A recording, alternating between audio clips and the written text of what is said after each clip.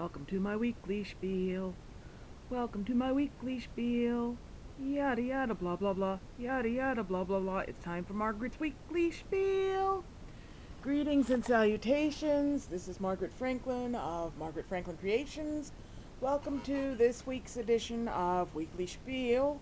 And I have been feeling tired emotionally and exhausted physically, mentally, you name it. Bear with me if I have trouble speaking properly. My mouth feels like mush. Anyway, it's official. It looks like our house is gonna go up for sale. I try to speak quietly because I don't want you know who downstairs to hear me. The whole weekend has gone by without any shenanigans. That is weird. But I still go downstairs with the camera to keep an eye on Dave while he's taking his stuff out of the wash. And things have been relatively peaceful for a change. We are applying for government subsidized housing. They say there's an 8 to 10 year wait, but we've known of people who actually got lucky. That might include us. We could use a miracle, so really keep us in your prayers. As you can see here, I've been working on this picture here with the carousels. I started it many months ago, and I've been doing a little bit here, a little bit there, because there's just so much detail.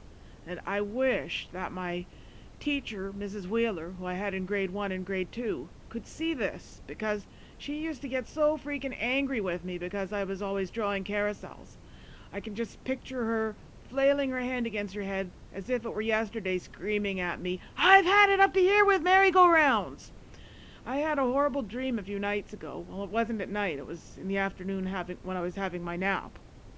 That I was back in school. I had to repeat all my grades just like Billy Madison did. And my first grade teacher saw me looking at a book with carousel pictures, grabbed the book out of my hand, and punished me by locking me in a closet. Anyway, I can't remember if that was ever done to me in Dublin Public School, but I endured a whole bunch of other different cruelties and injustices. Being locked in a closet might have been one of them, but it was one of the mild things I'd have to endure compared to other indignities.